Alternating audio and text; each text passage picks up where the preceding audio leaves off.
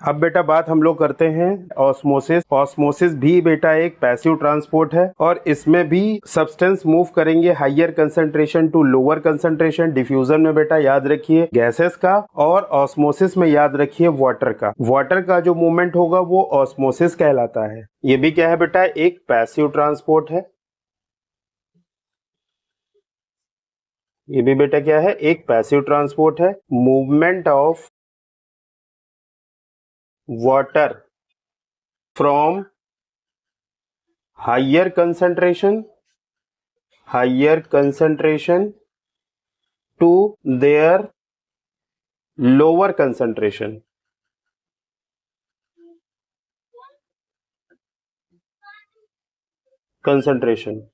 across the plasma membrane, across the plasma membrane।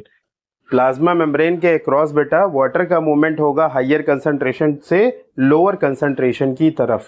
उसे हम क्या कहेंगे बेटा, क्या नाम देंगे, ऑस्मोसिस। और बेटा प्लाज्मा मेम्ब्रेन अभी आपने पढ़ा था जो सेमी परमेबल मेम्ब्रेन, उसके थ्रू ही सॉल्वेंट के पार्टिकल का मूवमेंट हो रहा था। तो हम यहाँ पर प्लाज्मा मेम्ब्रेन कैसी होगी बेटा, सेमी परमेबल होगी, सेमी परमिएबल होगी।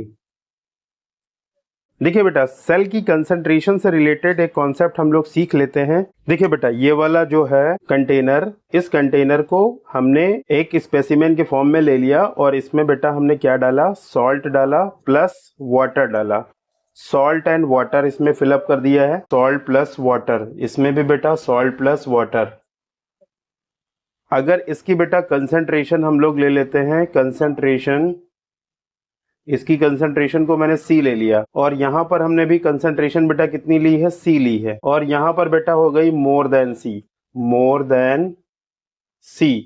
और यहाँ पर बेटा है less than C, less than C।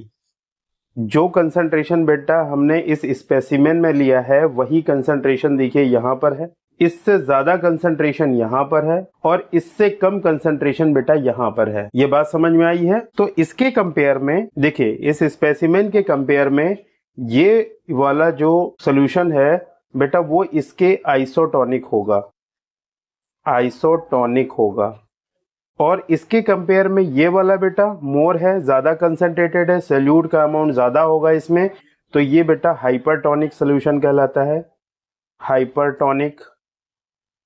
और ये वाला जो सॉल्यूशन है बेटा इसकी कंसंट्रेशन इससे कम है तो इसे कहेंगे बेटा हाइपोटोनिक,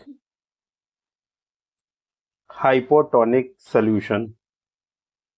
ये बेटा टोनिसिटी समझ में आ गई है आपको।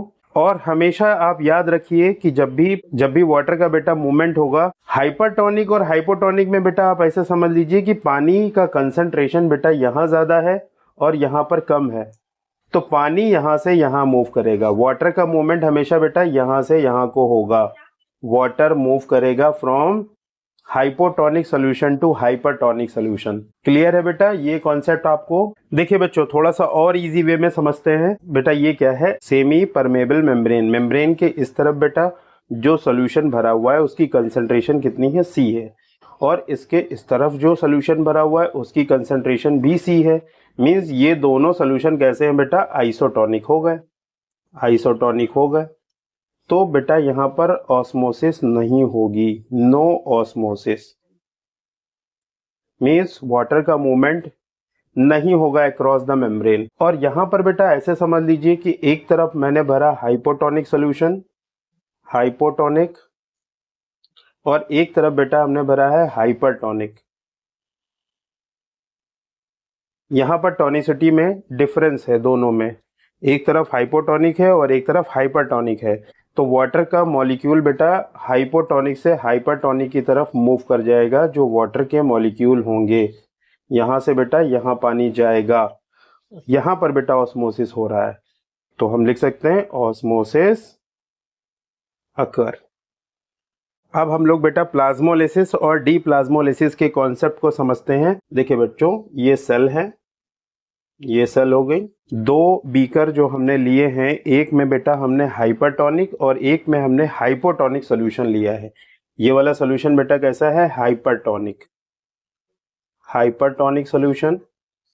और यहां पर बेटा हमने हाइपोटोनिक सोल्यूशन लिया है। ये हाइपरटोनिक और ये हाइपोटोनिक है। जब सेल को एक हाइपरटोनिक सोल्यूशन में डाला जाएगा, मींस जो बाहर का एनवायरनमेंट है बेटा उसमें पानी कम है और सेल के अंदर पानी ज्यादा है, तो पानी अब सेल से निकल करके बाहर आना स्टार्ट हो जाएगा। और कब तक आता रहेगा बेटा? जब तक के अंदर और बाहर दोनों तरफ का कंसंट्रेशन इक्वल ना हो जाए। Water eliminate from the cell. देखिए बेटा, सेल से पानी इसमें एलिमिनेट हो रहा है और सोल्यूशन जो हाइपरटोनिक सोल्यूशन है उसमें जाके वो मिक्स हो रहा है ड्यू टू ऑस्मोसिस।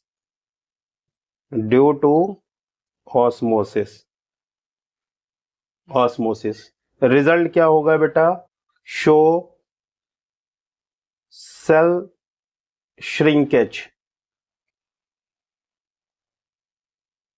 सेल बेटा श्रिंक हो जाएगी, पिचक जाएगी सेल। तो हम इस प्रोसेस को कहते हैं नोन एज एक्सोस्मोसिस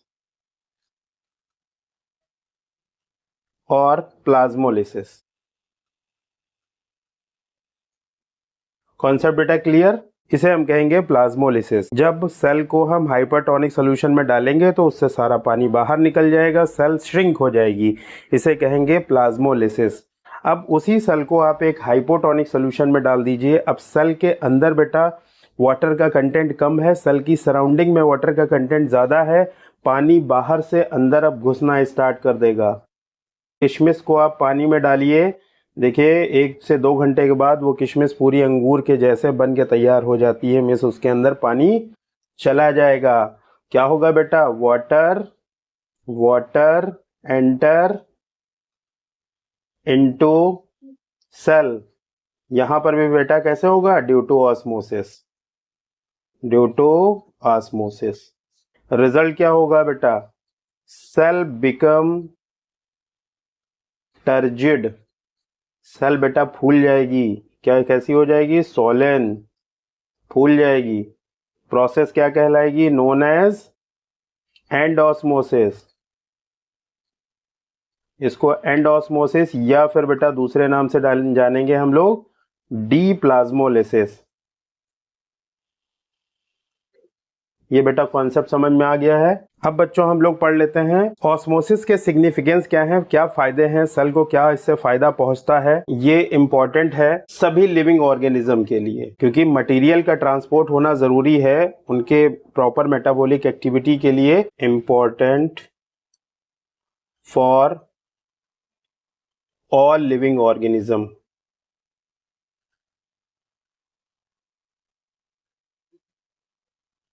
जो पानी में रहने वाले प्लांट हैं और जो एक सेल के बने हुए ऑर्गेनिज्म हैं, वो वाटर इनटेक करते हैं ऑस्मोसिस के थ्रू ही। हम लोगों के पास बेटा तो पूरा सिस्टम है, डाइजेस्टिव सिस्टम, हमारे पास ऑर्गन है, लेकिन यूनिसेलुलर ऑर्गेनिज्म के पास ऑर्गन नहीं होते हैं। तो बेटा यूनिसेलुलर